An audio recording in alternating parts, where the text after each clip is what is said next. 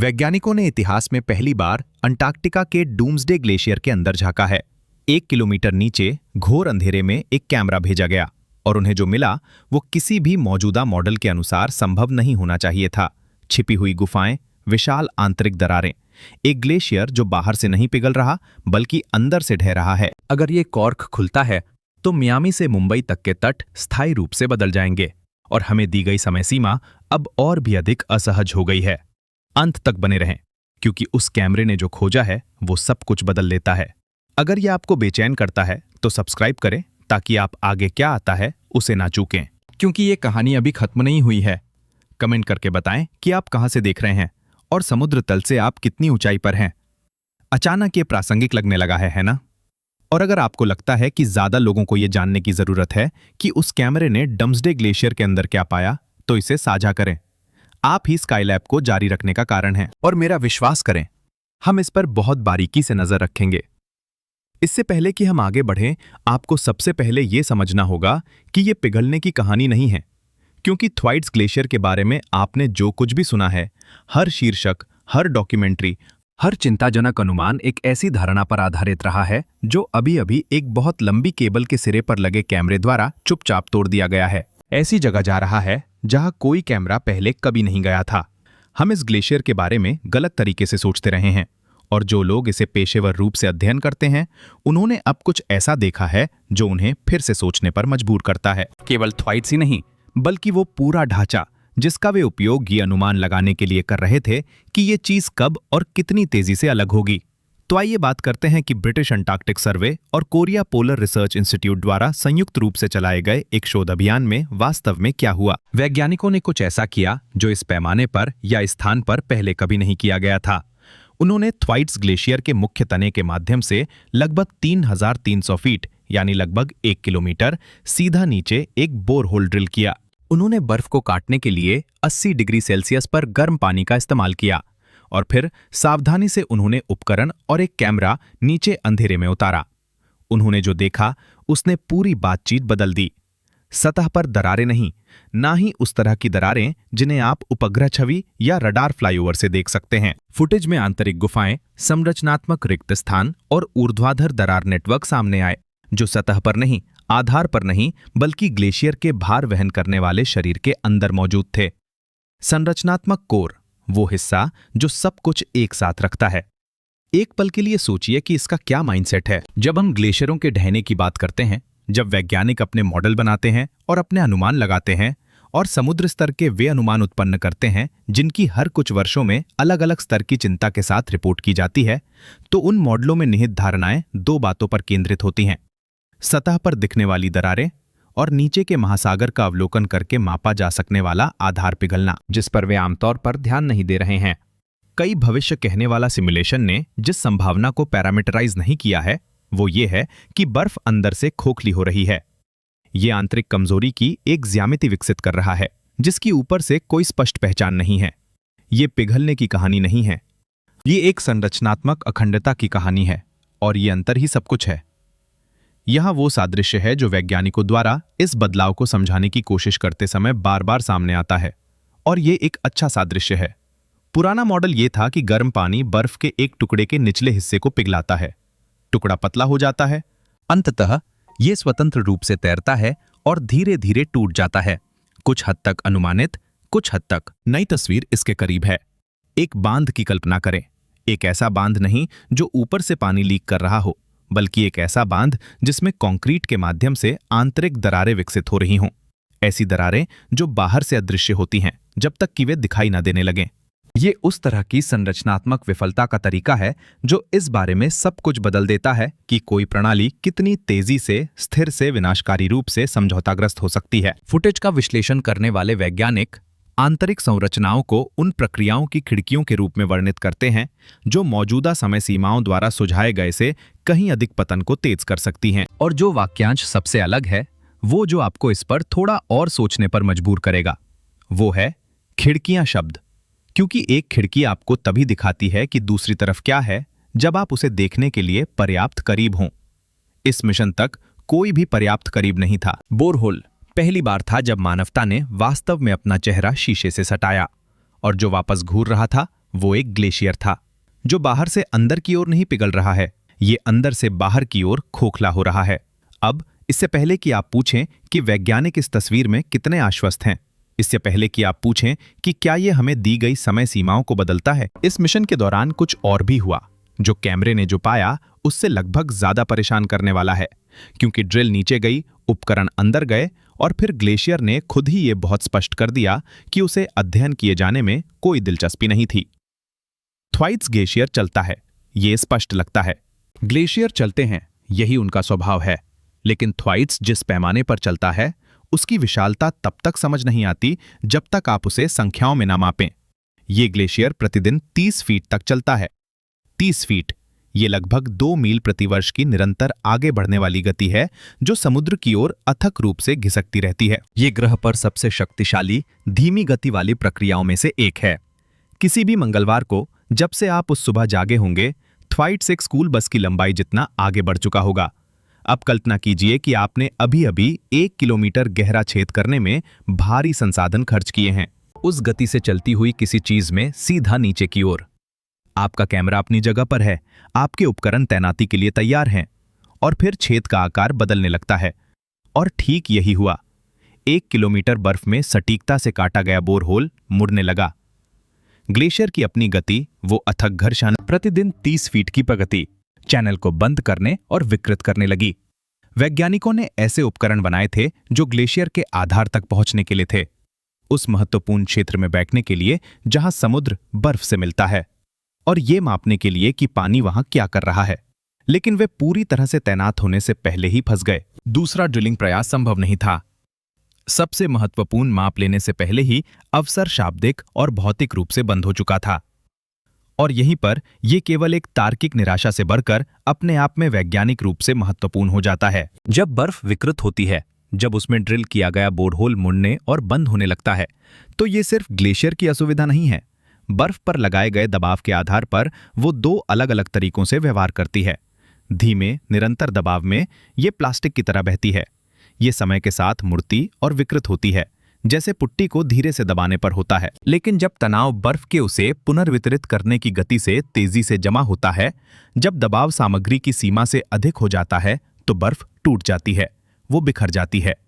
ये दोनों व्यवहार एक ही ग्लेशियर के भीतर एक ही समय में विभिन्न परिस्थितियों में विभिन्न क्षेत्रों में सह अस्तित्व में होते हैं। बोरहोल का इतनी तेजी से मुड़ना, इतना कि उसने उपकरणों को फंसा लिया और दूसरे प्रयास को भी असंभव बना दिया, कुछ ऐसा दर्शाता है जिसे वैज्ञानिक अटकलबाजी मानते हैं, पर जो भौतिक रूप से सुसंगत है। थ्वाइट्स के भीतर आंतरिक तनाव दरें बढ़ी हुई हो सकती हैं। बर्फ इस समय इस ग्लेशियर के लिए मानक मॉडल द्वारा निर्धारित तनाव स्तरों से अधिक दबाव में विकृत हो रही हो सकती है। इसमें एक क्रूर विडंबना है जिस पर विचार करना चाहिए। वैज्ञानिकों की एक टीम, उन्होंने इस ग्लेशियर की अस्थिरता को मापने के लिए भारी तार्किक प्रयास करते हुए पृथ्वी के सबसे दूरस्थ और शत्रुतापूर्ण स्थानों में से एक की यात्रा की। इस ग्लेशियर की अस्थिरता ने सीधे तौर पर उन्हें उन मापों को पूरा करने से रोक दिया। अध्ययन का उपकरण अध्ययन की जा रही प्रक्रिया से आगे नहीं निकल सका। ग्लेशियर विज्ञान की गति से तेजी से चला। ये कोई रूपक नहीं है, ये मिशन के सबसे महत्वपूर्ण चरण का शाब्दिक परिचालन सारांश है। लेकिन ये वो है जो इसे सिर्फ एक बोरहोल की कहानी से कहीं अधिक बनाता है। इस तरह का सक्रिय बोरहोल बंद होना बर्फ की आंतरिक यांत्रिकी में चल रही किसी बड़ी चीज के अनुरूप है। बढ़ा हुआ तनाव, सक्रिय विरूपण, एक ऐसी प्रणाली जो चुपचाप अवलोकन की प्रतीक्षा नहीं कर रही है, बल्कि अपनी संरचना के माध्यम से सक्रिय रूप से लगातार तनाव को पुनर्वितरित कर रही है। और यदि वह तनाव पुनर्वितरण उन तरीकों से हो रहा है जिन्हें मॉडल ने पूरी तरह से नहीं पकड़ा है, तो कैमरे द्वारा प्रकट किया गया आंतरिक खोखलापन एक स्थिर विशेषता नहीं है, यह एक गतिशील विशेषता है। रिक्त स्थान अपनी जगह पर जमे हुए नहीं हैं, वे एक गतिशील, बदलते, विकसित होते संरचनात्मक विफलता प्रक्रिया का हिस्सा हैं, जो हमें उस चीज पर लाता है जिसे उपकरणों ने उठाया, भले ही आंशिक रूप से, भले ही अपूर्ण रूप से। क्योंकि थ्वाइट्स शांत नहीं है, बिल्कुल भी नहीं, और जो ये भूकंपीय रूप से, मापने योग्य रूप से लगातार प्रसारित कर रहा है, वो इस बारे में एक सवाल उठाता है कि क्या आंतरिक पतन सैद्धांतिक है या क्या हम वास्तव में इसे होते हुए सुन सकते हैं। वास्तविक समय में थ्वाइट्स में जमीन हिलती है, इस ग्लेशियर में और उसके आसपास हजारों भूकंपीय संकेत दर्ज किए गए हैं। अधिकांश लोग इसे सुनकर विवर्तनिक गतिविधि की कल्पना करते हैं, उस तरह के भूकंप की जो पृथ्वी की गहराई में प्लेटों के टकराने से आता है। ये वो नहीं है। शोधकर्ता जो उठा रहे हैं वे क्रायोसेस्मिक घटनाएं हैं, जिन्हें कभी-कभी आइसक्वेक कहा जाता है। ये अंतर तब बहुत मायने रखता है जब आप एक ऐसे ग्लेशियर को समझने की कोशिश कर रहे हों जो अंदर से खोखला हो रहा है। आइसक्वेक विशिष्ट यांत्रिक कारणों से होते हैं। जब एक फ्रैक्चर फैलता है, जब एक दरार बर्फ के एक पिंड में आगे बढ़ती है, तो वो भूकंपीय स्पंदन के रूप में ऊर्जा छोड़ती है। जब बर्फ एक आधारभूत इंटरफेस के साथ फिसलती है, जब एक विशाल बर्फ दूसरे के खिलाफ या नीचे की चट्टान के खिलाफ फिसलती है, तो वो गति एक पता लगाने योग्य संकेत उत्पन्न करती है। जब ग्लेशियर की संरचना के माध्यम से तनाव पुनर्वितरित होता है, जब एक हिस्सा समायोजित होता है क्योंकि दूसरा हिस्सा स्थानांतरित या कमजोर हो गया है, तो उस पुनर्वितरण में एक भूकंपीय हस्ताक्षर होता है। वैज्ञानिकों ने थ्वाइट्स में दरार वृद्धि और क्रायोसेस्मिक गतिविधि के विस्फोटों के बीच सहसंबंधों का दस्तावेजीकरण किया है, जो ठीक वही है जिसकी आप उम्मीद करेंगे यदि फैलती हुई दरारें संरचनात्मक प्रक्रिया का हिस्सा हैं। अब विचार करें कि फैलती हुई आंतरिक गुहाएं एक ग्लेशियर की तनाव वास्तुकला पर क्या प्रभाव डालेंगी। एक शून्य परिभाषा के अनुसार वो स्थान है जहां बर्फ नहीं है। उस शून्य के चारों ओर की बर्फ को वो यांत्रिक भार वहन करना पड़ता है जिसे अनुपस्थित सामग्री अब सहारा नहीं देती। तनाव का वो पुनर्वितरण ठीक उसी तरह के संकेत उत्पन्न करता है जिन्हें शोधकर्ता दर्ज कर रहे हैं। इस संदर्भ में आइसक्वेक यादृच्छिक शोर नहीं है, वे यांत्रिक तनाव के तहत एक प्रणाली का प्रमाण हैं जो समय के साथ बदलती आंतरिक ज्यामिति के अनुसार लगातार समायोजित हो रही है। यहां यह स्पष्ट करना महत्वपूर्ण है कि साक्ष्य क्या कहते हैं और क्या नहीं कहते हैं। किसी ने भी यह सत्यापित नहीं किया है कि थ्वाइट्स में आइसक्वेक गतिविधि आसन्न पतन के बराबर है। विज्ञान उस निष्कर्ष का समर्थन नहीं करता है और इसे निहित करना गैर जिम्मेदाराना होगा। भूकंपीय रिकॉर्ड जो दिखाता है वो ये है कि ये ग्लेशियर उन तरीकों से यांत्रिक रूप से सक्रिय है जो संरचनात्मक तनाव के अनुरूप हैं, निष्क्रिय नहीं, स्थिर नहीं, चुपचाप प्रतीक्षा नहीं कर रहा है। यहाँ की मुख्य कहानी ये है कि थ्वाइट्स अंदर से खोखला हो रहा है और यह आंतरिक क्षरण मॉडलों की भविष्यवाणी से कहीं अधिक तेजी से पतन का कारण बन सकता है। इसमें एक ध्वनिक आयाम भी है। ये हिम भूकंप केवल पृष्ठभूमि का शोर नहीं है, वे उस आंतरिक खोखलेपन की आवाज हैं जिसे कैमरे ने सबसे पहले दृश्यमान बनाया था। अब सवाल ये नहीं है कि ये प्रक्रिया हो रही है या नहीं, बल्कि ये है कि ये कितनी दूर तक जा चुकी है। बोरहोल मिशन से पहले थ्वाइट्स की अस्थिरता का प्रमुख कारण इसके नीचे का महासागर था, विशेष रूप से संशोधित परिध्रुवीय गहरा पानी नामक एक जलराशि। ये एक गर्म उपसतही धारा है जो समुद्र तल के साथ चलती है और थ्वाइट्स के मामले में उस बिंदु तक पहुंचती है जहां ग्लेशियर समुद्र तल के नीचे की चट्टान से मिलता है। उस संपर्क बिंदु को ग्राउंडिंग लाइन कहा जाता है। और जब संशोधित परिध्रुवीय गहरा पानी उस क्षेत्र तक पहुंचता है तो वो ग्लेशियर के निचले हिस्से को भौतिक रूप से नष्ट कर देता है, जिससे बर्फ कमजोर हो जाती है। ये ग्लेशियर और तल के बीच के संपर्क को पिघला देता है, जिससे ग्राउंडिंग लाइन और अंदर की ओर पीछे हट जाती है। समय के साथ ग्राउंडिंग लाइन का पीछे हटना एक गंभीर समस्या है। जब ग्लेशियर और समुद्र तल के बीच का संपर्क बिंदु अंदर की ओर बढ़ता है तो ग्लेशियर का तैरता हुआ हिस्सा बड़ा हो जाता है, सहारा देने वाला प्रभाव कमजोर पड़ जाता है और महाद्वीप से समुद्र में बर्फ का प्रवाह तेज हो जाता है। ये तंत्र अच्छी तरह से प्रलेखित, अच्छी तरह से समझा गया है और अपने आप में वास्तव में चिंताजनक है। ये वर्षों से थ्वाइट्स के बारे में चिंता का मुख्य कारण रहा है, लेकिन इसे मापने के मिशन में यहां एक गंभीर समस्या है। उपकरण कभी भी पूरी तरह से तैनात नहीं हो पाए। बोरहोल ने उन सेंसरों को विकृत कर दिया जो समुद्र और बर्फ के बीच के उस महत्वपूर्ण क्षेत्र में तापमान मापने, गर्म पानी के व्यवहार को ट्रैक करने और यह सटीक रूप से निर्धारित करने के लिए डिजाइन किए गए थे कि परिध्रुवीय गहरा पानी कितनी आक्रामक रूप से आधार पर हमला कर रहा है। वे फंस गए। इस विशिष्ट स्थान पर, इस विशिष्ट समय पर आधार पिघलने की गतिशीलता के बारे में सबसे महत्वपूर्ण डेटा प्राप्त नहीं किया जा सका।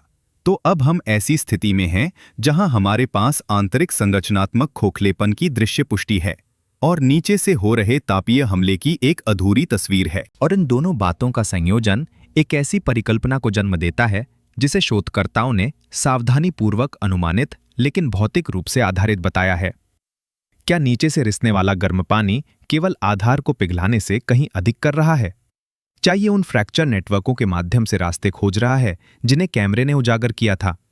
क्या ये आंतरिक गुहा प्रणाली में प्रवेश कर रहा है? उन रिक्त स्थानों को चौड़ा करना, न केवल ऊपर की बर्फ के दबाव से बल्कि नीचे से तापीय घुसपैठ से भी। इस प्रक्रिया का एक नाम है, इसे हाइड्रोफ्रैक्चर कहा जाता है, और ये तब होता है जब दबाव में तरल पानी मौजूदा दरारों में प्रवेश करता है और उन्हें आसपास की बर्फ के बंद करने की तुलना में तेजी से खोल देता है।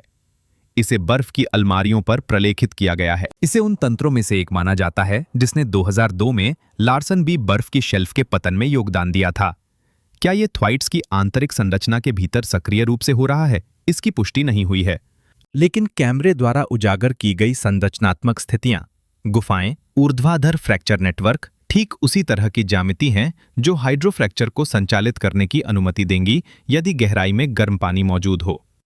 यहाँ की मुख्य कहानी ये है कि थ्वाइट्स अंदर से किसी भी मॉडल की भविष्यवाणी से कहीं अधिक तेजी से टूट रहा है, और यदि आधार पिघलना आंतरिक फ्रैक्चर कसार के साथ जुड़ रहा है बजाय एक अलग प्रक्रिया के रूप में काम करने के, यदि नीचे का गर्म पानी सीधे ऊपर के रिक्त नेटवर्क में प्रवेश कर रहा है तो आंतरिक कमजोर पड़ने की दर दो अलग अलग प्रक्रियाओं का योग नहीं है, यह एक मिश्रित प्रभाव है, एक ऐसी प्रणाली जहां प्रत्येक तंत्र दूसरे को गति देता है। और ये एक बहुत अलग गणितीय वास्तविकता है जिस पर अधिकांश समुद्र स्तर के अनुमान वर्तमान में आधारित हैं।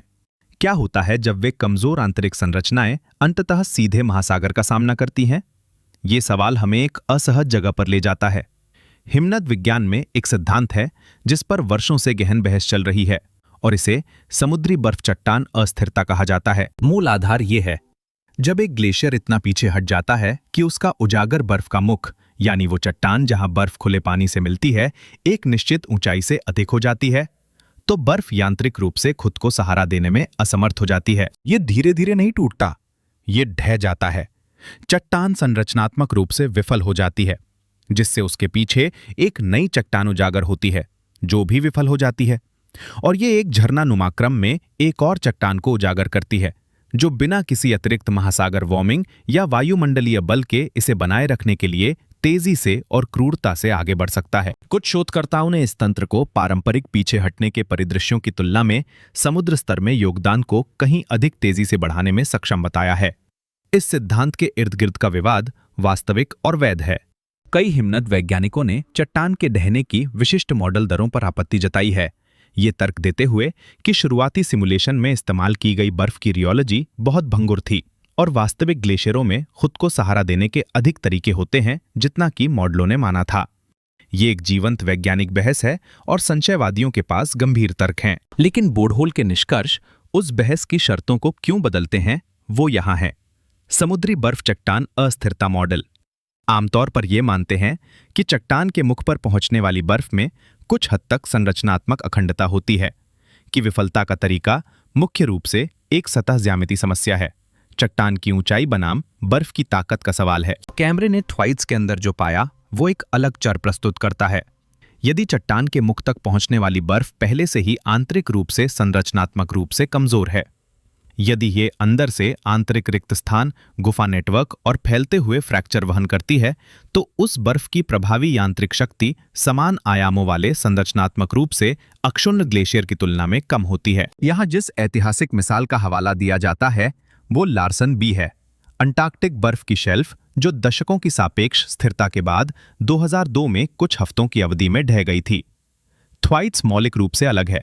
ये एक जमीनी ग्लेशियर है, तैरती हुई शेल्फ नहीं, और इसके पीछे हटने वाले तंत्र समान नहीं हैं। लेकिन लार्सन बी ने एक महत्वपूर्ण बात साबित की कि हिम प्रणालियां तब तक स्थिर दिख सकती हैं जब तक वे वास्तव में स्थिर नहीं रहती, और जब एक निश्चित सीमा से आगे व्यवहार बदलता है तो ढहने की समय सीमा उससे कहीं कम हो सकती है जो धीरे धीरे कमजोर होने की अवधि से पहले थी। कैमरे द्वारा उजागर किया गया आंतरिक खोखलापन वो संभावित छिपा हुआ चर है जो चट्टान की अस्थिरता के बारे में संशयवादी और चिंताजनक मॉडलों के बीच के अंतर को पाटता है। ये इस बात की पुष्टि नहीं है कि तीव्र पतन आसन्न है, ये इस बात की पुष्टि है कि उस चट्टान के मुख पर पहुंचने वाली बर्फ की संरचनात्मक स्थिति किसी की भी कल्पना से अधिक कमजोर हो सकती है, और ये इस बात को बदल देता है कि जब ये कॉर्क खुले पानी के संपर्क में आता है तो क्या होता है। थ्वाइट्स ग्लेशियर को शैंपेन कॉर्क कहा जाता है। आपने शायद ये बात पहले भी सुनी होगी, ये विचार कि थ्वाइट्स एक प्लग है जो व्यापक पश्चिमी अंटार्कटिक बर्फ की चादर को रोके हुए है, और यदि ये हट जाता है तो इसके बाद जो आता है वो अकेले थ्वाइट्स से कहीं अधिक विनाशकारी होता है। ये एक उपयोगी सादृश्य है, लेकिन अधिकांश सादृश्यों की तरह ये इस तरह से अधूरा है जो वास्तव में समस्या को कम करके आंकता है। एक कॉर्क निष्क्रिय होता है, वो बोतल में पड़ा रहता है।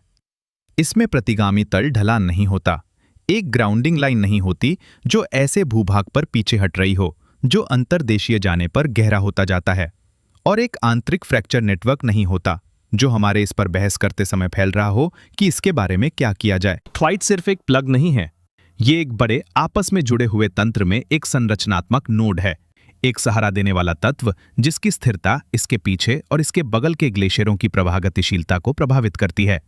इस अवधारणा को समुद्री बर्फ चादर अस्थिरता कहा जाता है। ये तंत्र इस प्रकार काम करता है।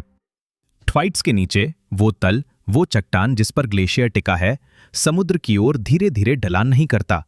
क्षेत्र के बड़े हिस्सों में ये विपरीत दिशा में ढलान करता है, जैसे जैसे आप समुद्र से दूर अंतर्देशीय जाते हैं नीचे की ओर। इसे प्रतिगामी तल ढलान कहा जाता है, और ये एक ऐसी प्रतिक्रिया लूप बनाता है जो गहराई से प्रतिसहज ज्ञानयुक्त है।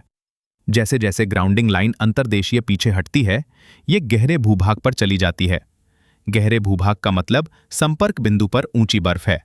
ऊंची बर्फ का मतलब गर्म समुद्री पानी के अधिक संपर्क में आना है। अधिक गर्म पानी का मतलब तेजी से पिघलना है।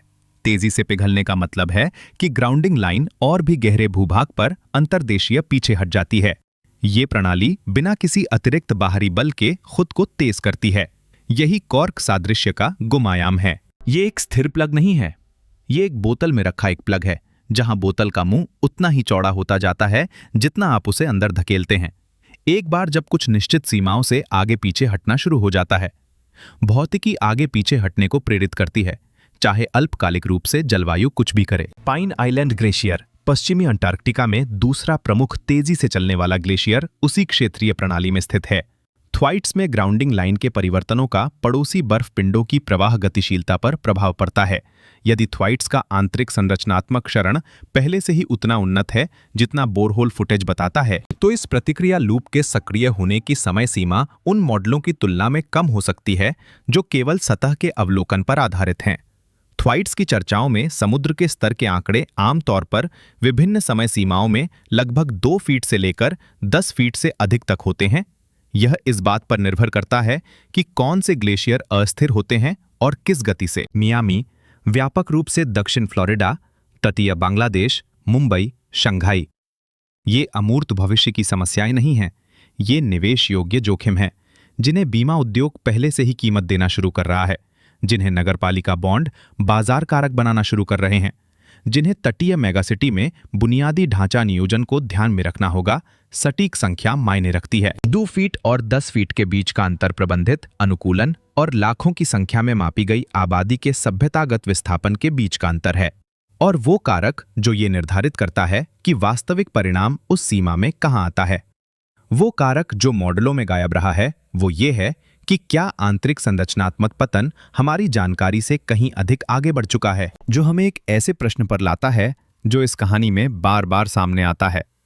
वो प्रश्न जिसका उत्तर देने के लिए बोरहोल भेजा गया था और वो पूछ नहीं पाया, वास्तविक समय सीमा क्या है। जब अधिकांश लोग किसी ग्लेशियर के ढहने की कल्पना करते हैं तो वे एक ग्राफ पर धीरे धीरे नीचे की ओर जाती हुई एक रेखा की कल्पना करते हैं।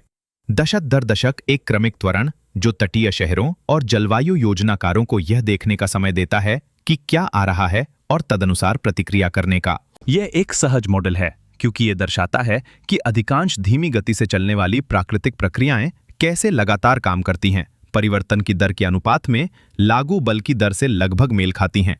ये अधिकांश सार्वजनिक समुद्र स्तर के अनुमानों में निहित धारणा है, और यह एक ऐसी धारणा है जिस पर बोरहोल के निष्कर्षों ने गंभीर दबाव डाला है।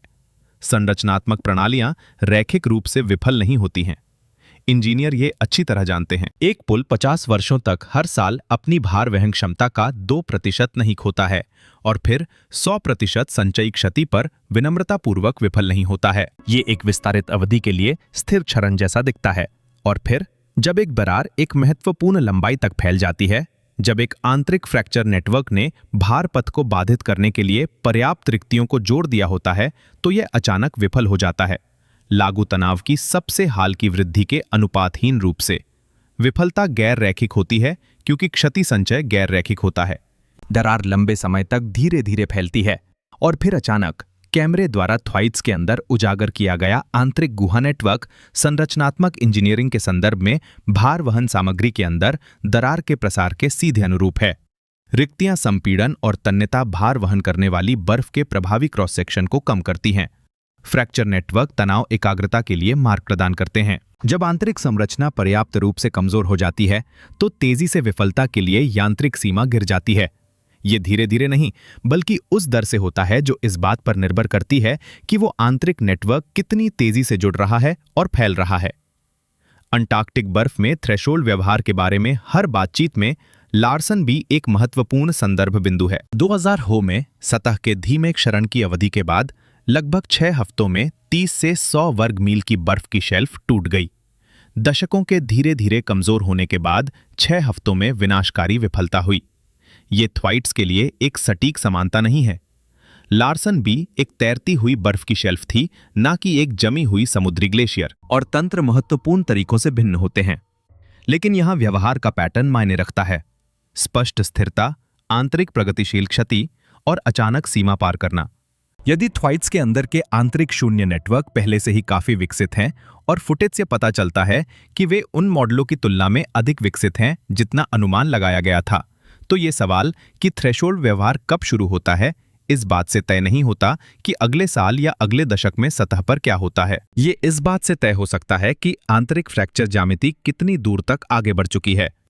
एक प्रणाली बाहर से अपेक्षाकृत स्थिर दिख सकती है, आंतरिक रूप से संरचनात्मक सीमा पार होने के बहुत बाद भी। और हमारे पास एक बोरहोल से एक कैमरे के लायक डेटा है कि इस ग्लेशियर का अंदरूनी हिस्सा वास्तव में कैसा दिखता है। इसका व्यावहारिक अर्थ ये है, यदि गैर रेखीय विफलता संभव है, निश्चित नहीं, अपरिहार्य नहीं, लेकिन शारीरिक रूप से जो बोरहोल ने खुलासा किया उसके अनुरूप है, तो पतन की समय सीमा के आसपास की संभावना वितरण को कम समय सीमा पर बहुत व्यापक होने की आवश्यकता है। वर्तमान अनुमानों से कहीं अधिक सबसे संभावित परिदृश्य अभी भी धीरे धीरे हो सकता है, लेकिन संभावित परिदृश्यों की श्रेणी में अब अचानक संरचनात्मक विफलता एक शारीरिक रूप से प्रशंसनीय परिणाम के रूप में शामिल है। ये कोई विज्ञान कथा का चरम मामला नहीं है। उस अनिश्चितता को क्या कम करेगा? कौन सा डेटा वास्तव में हमें बताएगा कि आंतरिक गिरावट कितनी दूर तक चली गई है और ये ग्लेशियर यांत्रिक सीमा के कितने करीब है? यहीं पर कहानी वास्तव में असहज हो जाती है। यहां उस बात का ईमानदार लेखा जोखा है जो मिशन प्राप्त नहीं कर सका। ग्लेशियर के आधार पर समुद्री स्थितियों को मापने के लिए डिजाइन किया गया उपकरण सरणी सेंसर, जो महत्वपूर्ण इंटरफेस जोन में बैठने के लिए थे जहां गर्म पानी बर्फ से मिलता है, कभी अपनी लक्षित गहराई तक नहीं पहुंचे। पूर्ण तैनाती से पहले बोरहोल बंद हो गया, जिसका मतलब है कि जो मिशन का प्राथमिक डेटा सेट होना चाहिए था, इस विशिष्ट स्थान पर उपग्लेशियल महासागर के तापमान और वर्तमान व्यवहार के निरंतर समय श्रृंखला माप वो मौजूद नहीं है। हमारे पास वो नहीं है। हमारे पास कैमरे द्वारा प्रकट किए गए आंतरिक गुफा नेटवर्क का एक पूरा नक्शा भी नहीं है। एक बोरहोल आपको लगभग 60,000 वर्ग मील के ग्लेशियर में लगभग एक स्थान से एक ऊर्ध्वाधर अनुप्रस्थ काट देता है। कैमरे ने गुफाएं देखीं, उसने दरारें देखीं। इसने हमें दिखाया कि इस ग्लेशियर के भार वहन करने वाले मुख्य भाग में आंतरिक शून्य मौजूद हैं। ये हमें ये नहीं बता सकता कि वो नेटवर्क कितना पार्श्व रूप से विस्तृत है। क्या वही विशेषताएं ग्लेशियर की पूरी चौड़ाई और लंबाई में दोहराई जाती हैं? क्या गुफाएं अलग थलग जेबें हैं या एक जुड़ा हुआ सिस्टम? हमारे पास वो तस्वीर नहीं है। उपग्रह सतह के परिवर्तनों, वेग, ऊंचाई के नुकसान, नक्काशी की घटनाओं, सतह के तापमान की निगरानी के लिए असाधारण रूप से उपयोगी हैं। बर्फ भेदी रडार नीचे की बर्फ के बारे में संरचनात्मक जानकारी प्रदान करता है, लेकिन ये सिग्नल प्रतिबिंब के माध्यम से अप्रत्यक्ष रूप से ज्यामिति को पढ़ता है, जिसमें संकल्प सीमाएं और व्याख्या अनिश्चितताएं होती हैं। ये बर्फ के अंदर एक कैमरे जैसा नहीं है। इस ग्लेशियर की सीधी आंतरिक इमेजिंग न्यूनतम बनी हुई है। थ्वाइट्स के अंदर क्या हो रहा है इसके बारे में हम जो कुछ भी जानते हैं, हमने बाहर से अनुमान लगाया है, और एक बार जब हमने सीधे अंदर देखा तो हमें ऐसी चीजें मिली जो अनुमानों से छूट गई थीं। किसी बात को स्पष्ट रूप से कहना उचित है, यह डेटा दमन का कोई सबूत नहीं है। इस मिशन में शामिल शोधकर्ता इस बात को लेकर पारदर्शी थे कि बोरहोल ने क्या हासिल किया और क्या हासिल करने में विफल रहा। इस मिशन पर वैज्ञानिक समुदाय की रिपोर्टिंग ने उपकरण तैनाती की विफलता को खुले तौर पर स्वीकार किया। यह कोई छिपाने वाली कहानी नहीं है, ये कम फंडिंग और परिचालन कठिनाई की कहानी है, जो कुछ मायनों में अधिक परेशान करने वाला है, क्योंकि इसका मतलब है कि हमारे ज्ञान में कमी छिपाने का परिणाम नहीं है, बल्कि विज्ञान करने की वास्तविक महंगी कठिनाई का परिणाम है। ग्रह पर सबसे शारीरिक रूप से प्रतिकूल वातावरण में से एक के अंदर। लेकिन इस डेटा की अनुपस्थिति का केंद्रीय कहानी के लिए क्या अर्थ है? हमारे पास दृश्य पुष्टि है कि आंतरिक खोखलापन वास्तविक है और मॉडलों द्वारा अनुमानित से अधिक उन्नत है। हम नहीं जानते कि यह कितना अधिक उन्नत है। हम गुफा नेटवर्क की वृद्धि दर नहीं जानते हैं। हमारे पास इस बात की पूरी थर्मल तस्वीर नहीं है कि नीचे का गर्म पानी फ्रैक्चर ज्यामिति के साथ क्या कर रहा है, जिसका मतलब है कि आंतरिक संरचनात्मक पतन कितनी दूर तक आगे बढ़ा है। इसके हमारे सर्वोत्तम वर्तमान अनुमान अधूरी जानकारी पर आधारित हैं। और त्रुटि की दिशा, ये देखते हुए कि बोरहोल ने अपेक्षा से अधिक पाया, बहुत संभावना है कि ये कम अनुमान की ओर है। ग्लेशियर हमारी सोच से कहीं अधिक आगे निकल चुका है। कितना और आगे?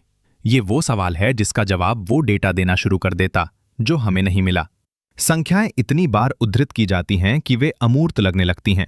तो यहां इसका ठोस संस्करण है। यदि थ्वाइट्स ग्लेशियर पूरी तरह से अस्थिर हो जाता है और उसके बगल की बर्फ, जिसे वो वर्तमान में सहारा देता है, वो भी टूट जाती है, तो अकेले उस क्षेत्रीय प्रणाली से समुद्र के स्तर में संभावित वृद्धि 8 से 13 फीट के बीच अनुमानित है। ये इस बात पर निर्भर करता है कि कौन से बर्फ के पिंड अस्थिर होते हैं और किस समय सीमा में। कल नहीं, एक दशक में नहीं, बल्कि वैज्ञानिक सहमति ये है कि ये प्रक्रिया दशकों से लेकर सदियों तक चलेगी।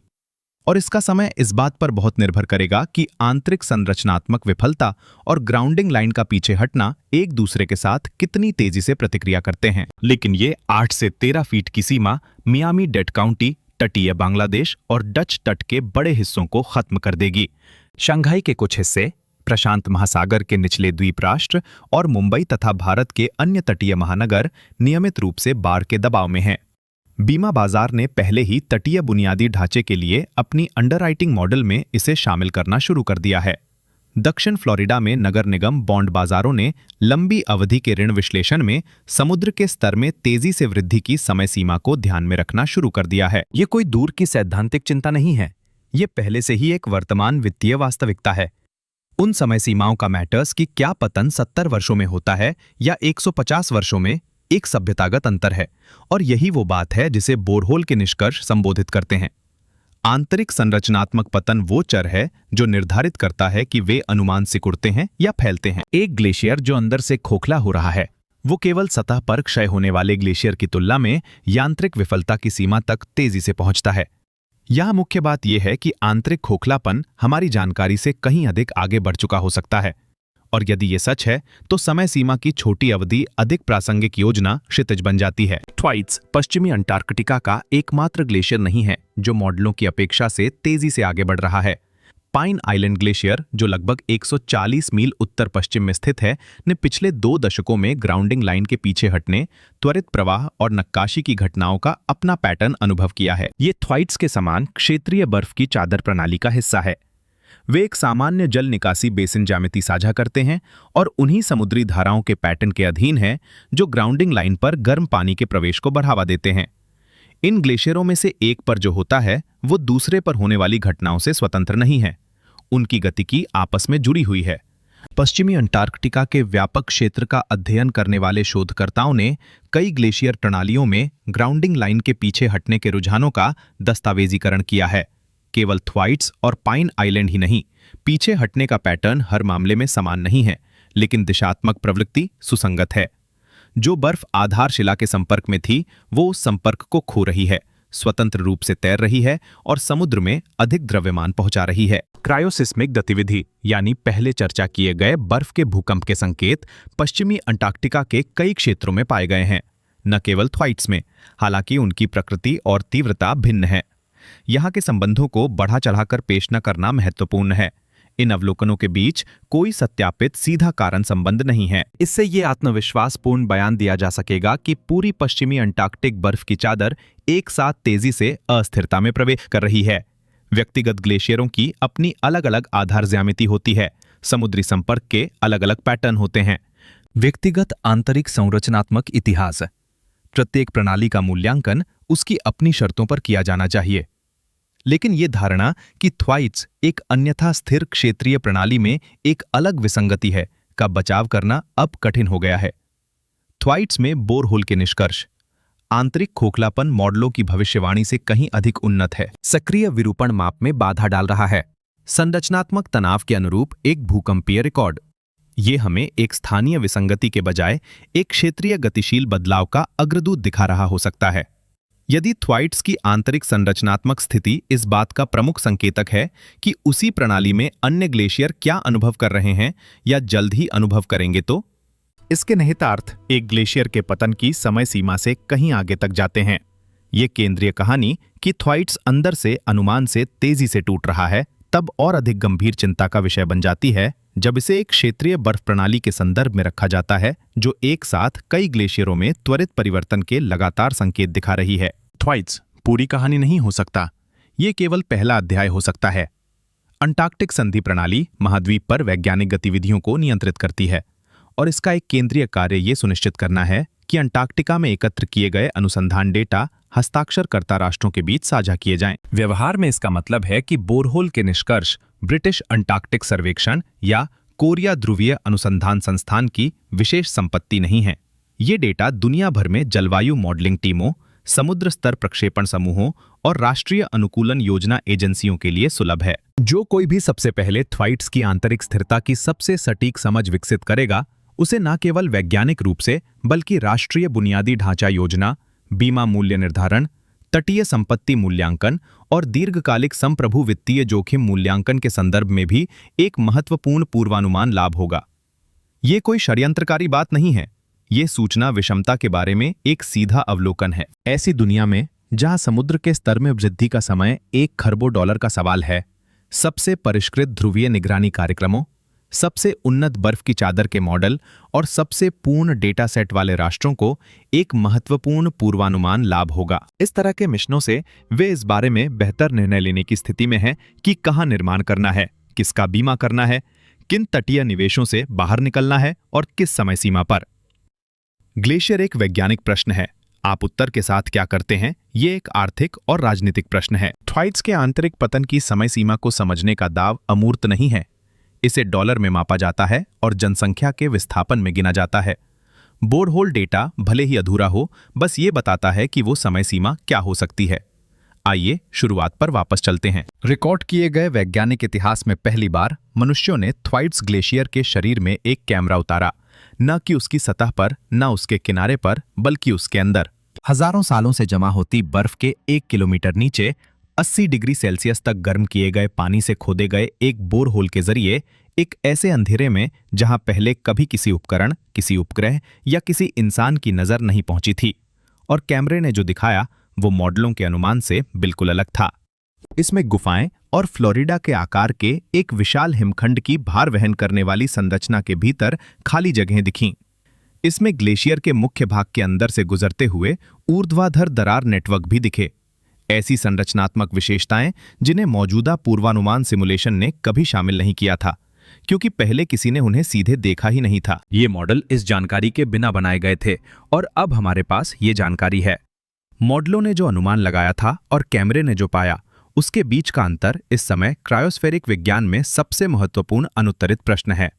फिर ग्लेशियर ने बोरहोल को धीरे धीरे नहीं बल्कि अचानक बंद कर दिया। गर्म समुद्री पानी के नीचे से बर्फ पर दबाव डालने से होने वाले थर्मल हमले को मापने के लिए ग्लेशियर के आधार पर स्थापित किए जाने वाले उपकरण पूरी तरह से तैनात होने से पहले ही अटक गए।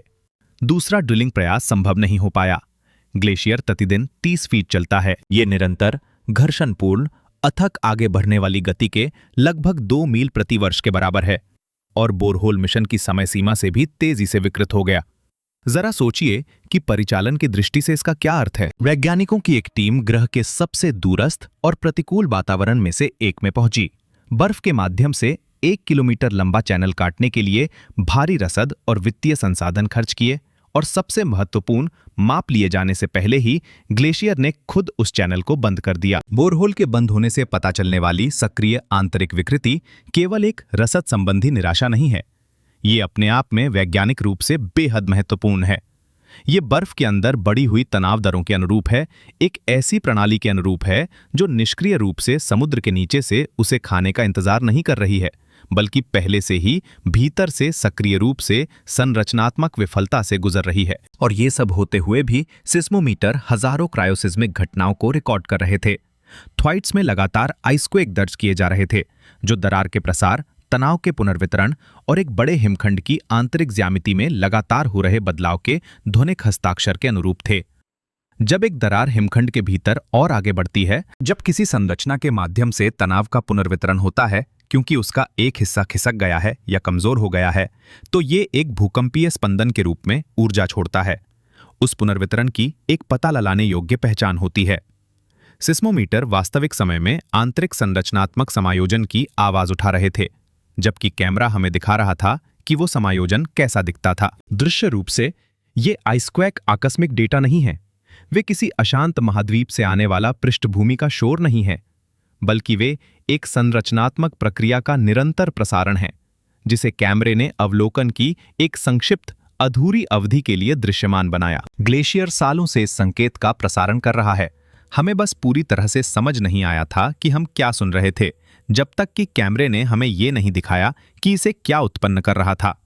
तो यहां वो है जो हम नहीं जानते, बिना किसी लाग लपेट के स्पष्ट रूप से कहा गया है। हम नहीं जानते कि आंतरिक गुहा नेटवर्क कितना पार्श्व रूप से विस्तृत है। एक बोरहोल आपको लगभग 60,000 वर्ग मील के ग्लेशियर में केवल एक स्थान के माध्यम से एक ऊर्ध्वाधर अनुप्रस्थ काट देता है। कैमरे ने एक जगह पर गुफाएं और दरारें देखीं, लेकिन क्या यह ज्यामिति ग्लेशियर की पूरी चौड़ाई और लंबाई में दोहराई जाती है? क्या आंतरिक खाली जगह का नेटवर्क स्थानीयकृत है या पूरी संरचना में जुड़ा हुआ है? इसका जवाब एक बोरहोल नहीं दे सकता। हम नहीं जानते कि ये खाली जगहें कितनी तेजी से बढ़ रही हैं। हमारे पास केवल एक स्नैपशॉट है, न कि एक समय श्रृंखला। हम नहीं जानते कि नीचे का गर्म पानी दरार की ज्यामिति पर क्या प्रभाव डाल रहा है, क्योंकि उपकरण कभी आधार तक पहुंच ही नहीं पाए। मिशन द्वारा एकत्र किए जाने वाले सबसे महत्वपूर्ण डेटा सेट, यानी उस महत्वपूर्ण क्षेत्र में समुद्री तापमान का निरंतर माप जहां गर्म पानी बर्फ से मिलता है, वह मौजूद ही नहीं है। हम यांत्रिक सीमा नहीं जानते, जिस पर आंतरिक संरचना का इतना हिस्सा क्षतिग्रस्त हो जाता है कि अरेखीय विफलता व्यवहार का प्रमुख तरीका बन जाती है। हम ये भी नहीं जानते कि थ्वाइट्स में आंतरिक खोखलापन पश्चिमी अंटार्कटिक हिमखंड में चल रहे एक क्षेत्रीय पैटर्न को दर्शाता है, या ये केवल इस ग्लेशियर के लिए विशिष्ट एक स्थानीयकृत स्थिति है। और हम ये भी नहीं जानते कि कैमरे ने जो पाया उसे ध्यान में रखते हुए मौजूदा समुद्री स्तर की समय सीमाओं को कितना संशोधित करने की आवश्यकता है। अधिकांश महत्वपूर्ण प्रश्नों का ईमानदार जवाब है, हमें अभी तक नहीं पता, लेकिन यहाँ वो है जो हम जानते हैं। हम जानते हैं कि बर्फ भीतर से खोखली हो रही है। हम जानते हैं कि इस मिशन से पहले मॉडलों ने जितना अनुमान लगाया था, आंतरिक क्षरण उससे कहीं अधिक उन्नत था, क्योंकि अगर मॉडलों ने इसका सटीक अनुमान लगाया होता तो इसे खोजना कोई आश्चर्य की बात नहीं होती। हम जानते हैं कि ग्लेशियर की अपनी गति ने इसे मापने के प्रयास में बाधा डाली, जो इस बात का प्रमाण है कि आंतरिक विकृति प्रक्रिया पहले से ही कितनी गतिशील रूप से सक्रिय है। हम जानते हैं कि यह भूकंपीय संकेत उत्पन्न कर रहा है, जो सक्रिय संरचनात्मक तनाव के अनुरूप हैं, एक ऐसे पैमाने और आवृत्ति पर जो निरंतर यांत्रिक तनाव के तहत एक प्रणाली की स्थिति को दर्शाता है। हम जानते हैं कि आधारभूत पिघलने की क्रियाविधि, यानी नीचे से ग्लेशियर पर हमला करने वाला गर्म समुद्री पानी, आंतरिक दरार नेटवर्क के साथ इस तरह से बातचीत कर रहा होगा, जो कमजोरी को और बढ़ाता है, बजाय इसके कि ये एक अलग स्वतंत्र प्रक्रिया के रूप में काम करे। गर्म पानी मौजूदा दरारों में रास्ते खोज रहा है, हाइड्रोफ्रैक्चर के जरिए खाली जगहों को ऊपर की बर्फ की भरपाई से भी तेजी से खोल रहा है। दो क्रियाविधियां एक दूसरे को पोषित कर रही हैं, बजाय इसके कि वे समानांतर रूप से काम करें। हम जानते हैं कि यदि संरचनात्मक विफलता आगे बढ़ती है तो चट्टान का अनावरण, जो तीव्र अरेखीय पतन के लिए प्रभावी सीमा है, मौजूदा मॉडलों के अनुमान से कम है। और हम ये भी जानते हैं कि वह बोरहोल, जो हमें यह बताने वाला था कि कितना समय बचा है, जवाब देने से पहले ही मुड़कर बंद हो गया। हम जानते हैं कि ये सिर्फ पिघलने की कहानी नहीं है, ये कभी नहीं थी। उस कैमरे के फुटेज का हर फ्रेम, हर बिगड़ा हुआ उपकरण, उन सेंसरों द्वारा दर्ज किया गया हर भूकंपीय संकेत एक ही बात बताता है। थ्वाइट्स अपनी सतह की बर्फ को धीमी, मापने योग्य रैखिक गति से नहीं खो रहा है, जिससे तटीय योजनाकारों और बुनियादी ढांचा प्रबंधकों को एक तर्कसंगत समय सीमा में अनुकूलन करने का समय मिल सके। ये अपनी संरचनात्मक अखंडता खो रहा है। ये एक अलग तरह की वस्तु बन रहा है। किनारों पर धीरे धीरे पतली होती एक स्थिर बर्फ की चट्टान नहीं, बल्कि एक ऐसी भार वहन करने वाली संरचना है जिसमें आंतरिक दरारें ऐसी गति और ज्यामिति में विकसित हो रही हैं जिन्हें इसका अध्ययन करने वाले लोग अब तक पूरी तरह से देख नहीं पाए थे। इन दोनों वर्णनों के बीच का अंतर केवल शाब्दिक नहीं है, ये एक अनुमानित प्रक्रिया और एक सीमा प्रक्रिया के बीच का अंतर है। एक ग्राफ पर एक रेखा और एक चट्टान के किनारे के बीच का अंतर है, जिसे सतह से कोई नहीं देख सकता। दरारें कॉर्क के अंदर हैं। कॉर्क हर दिन 30 फीट समुद्र की ओर बढ़ रहा है, और वो बोरहोल जिसे हमें ये बताना था कि कितना समय बचा है, उस सवाल का जवाब देने से पहले ही मुड़कर बंद हो गया। हम हमारे पास मौजूद उपकरणों से जितना हो सके एक ऐसी संरचनात्मक विफलता प्रक्रिया को देख रहे हैं जो शायद पहले ही वापसी के बिंदु से आगे निकल चुकी है। ऐसा इसलिए नहीं कि किसी ने ऐसा तय किया, ना ही किसी विशेष वर्ष में किसी विशेष नीतिगत विफलता के कारण, ना ही किसी एक निर्णय या निष्क्रियता के कारण जिसे इस बिंदु पर एक अलग विकल्प रोक सकता था, बल्कि इसलिए कि बर्फ, महासागर, ज्यामिति और समय अपने स्वयं के कार्यक्रम पर काम करते हैं। उन मॉडलों से बेपरवाह जो हमने उनकी भविष्यवाणी के लिए बनाए थे, और इस तथ्य से भी बेपरवाह कि करोड़ों लोग उन तटरेखाओं पर रह रहे हैं जिन्हें इस धारणा के साथ खींचा गया था कि ये ग्लेशियर टिका रहेगा। यह संभव है कि यह प्रबंधित अनुकूलन के लिए पर्याप्त धीमी गति से सामने आए। यह संभव है कि अरेखीय सीमा सबसे खराब स्थिति वाले परिदृश्यों की तुलना में अधिक दूर हो, कि कैमरे द्वारा पाए गए आंतरिक शून्य जितने दिखे उससे अधिक अलग थलग हों, कि अगला मिशन बेहतर उपकरणों और अधिक बोरहोल के साथ ऐसा डेटा लौटाए जो अनिश्चितता को आशावादी छोर की ओर कम करे। विज्ञान उस संभावना को खारिज नहीं करता और ना ही हमें करना चाहिए, लेकिन यह भी संभव है कि कैमरे ने हमें बर्फ के माध्यम से एक संक्षिप्त नज़र में कुछ ऐसा दिखाया हो जो पहले से ही लंबे समय से सच रहा है, कि ग्लेशियर जितना हम जानते थे उससे कहीं अधिक पिघल चुका है, कि खोखला होना मॉडलों द्वारा अनुमानित समय से पहले शुरू हो गया था, कि समय सीमा उतनी लंबी नहीं है जितनी हमने सोची थी, और ये कि केवल सतह के अवलोकन पर आधारित अनुमानों ने ग्रह पर बर्फ के सबसे महत्वपूर्ण पिंड की आंतरिक संरचनात्मक स्थिति को व्यवस्थित रूप से कम करके आंका है। और संरचनात्मक विफलता के बारे में बात यह है, वो बात जो इसे धीरे धीरे पिघलने से बिल्कुल अलग बनाती है, वो बात जो इसे ऐसी प्रक्रिया बनाती है जो इंजीनियरों को रात भर जगाए रखती है, वो ये है कि आप हमेशा अंत को आते हुए नहीं देखते, आप दरारों को जमा होते हुए देखते हैं, आप तनाव के संकेत देखते हैं, आप उस विकृति को देखते हैं जो इसे मापने के लिए भेजे गए उपकरणों में हस्तक्षेप करती है, और फिर एक ऐसे क्षण में जो पूरी तरह से भौतिकी द्वारा निर्धारित होता है, न कि कैलेंडर या मॉडल या किसी भी मानवीय संस्था द्वारा योजना बनाने के लिए सुविधाजनक पाई गई समय सीमा द्वारा। आप विफलता देखते हैं, कैमरे ने हमें दरारें दिखाई। आगे क्या होगा, ये वो सवाल है जिसका जवाब किसी बोरहोल, किसी उपग्रह और किसी मॉडल ने पूरी तरह से नहीं दिया है, अभी तक नहीं।